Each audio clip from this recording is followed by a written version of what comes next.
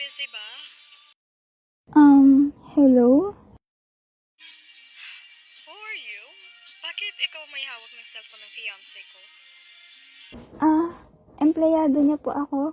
Busy po si sir sa meeting. Ganun ba? Anong pala pangalan mo? Crystal po.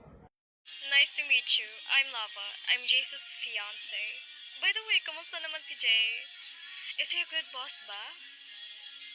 Yes po, sobrang bait niya nga po. I agree.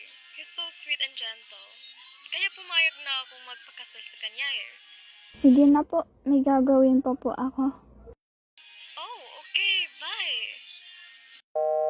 Pasensya na anak, mukhang ako na lang ang kasama mo sa iyong paglaki.